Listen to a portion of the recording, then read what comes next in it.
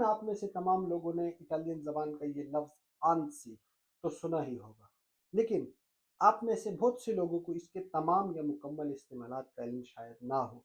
यही वजह है कि आज मैंने इस वीडियो में आंसी के तमाम इस्तेमालात आपके सामने रखने का फैसला किया। आंसी, इसे किस तरह इस्तेमाल किया जाता है? इसका एक इस्तेमाल तो ये होता है कि ये दूसरे लफ्ज़ों के साथ मिलकर इस्तेमाल किया जाता है। मिसाल के तौर पर आंसी तुत्तो, यहाँ तुत्तो के साथ मिला आंसी, तो आंसी तुत्तो का मतलब होता है सबसे पहले। मिसाल, anzitutto voglio dire che, anzitutto voglio dire che, anzitutto voglio dire che, सबसे पहले मैं ये कहना चाहता हूँ कि।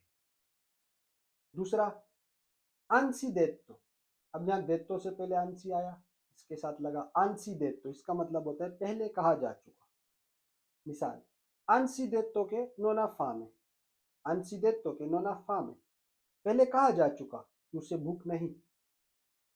तीसरा, anzitempo, आंसी टेम्पो, अब यहाँ टेम्पो से पहले आंसी लगा, टेम्पो के साथ जुड़ा, ये हो गया आंसी टेम्पो।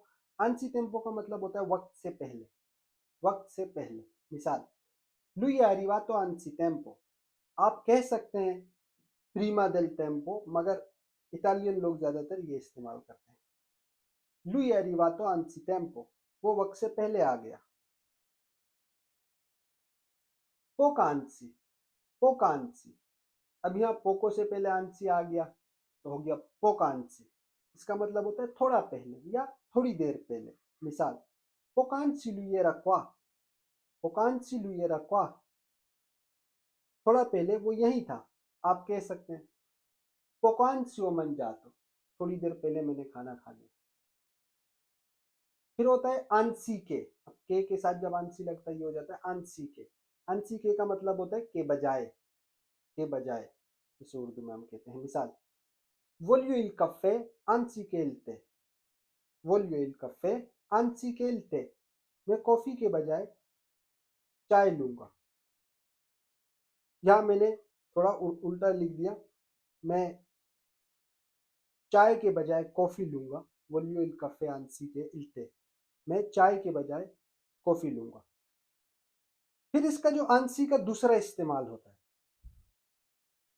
आंसी का मतलब होता है बल्कि, ये बल्कि के मतलब जब ये अकेला लिखा जाए तो उस वक्त इसका मतलब होता है बल्कि। ठीक है, वो किस तरह होता है? मिसाल, कि डिस्टर्बो, अगर कोई आपको फोन करता है और बोलता है क्या मैं आपको परेशान तो नहीं कर रहा, या मैं आपको डिस्टर्ब तो नहीं कर रहा, क्या मैं तुम्हें डिस्टर्ब तो नहीं कर रहा, आप जवाबन फोन पे कहते हैं no, non mi disturbi, anzi mi fa piacere che hai telefonato, आप जवाब में कहते हैं नहीं आप मुझे परेशान नहीं कर रहे, नहीं आप मुझे डिस्टर्ब नहीं कर रहे, बल्कि मुझे खुशी हुई कि आपने फ़ोन किया।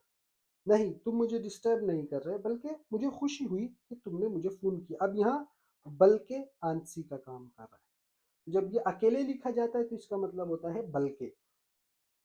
दूसरी मिसाल, आप किसी को कहना चाहते हैं फ़ोन पर या वैसे डायरेक्टली कि 8 बजे मिलते हैं, बल्कि 7 बजे मिलते हैं।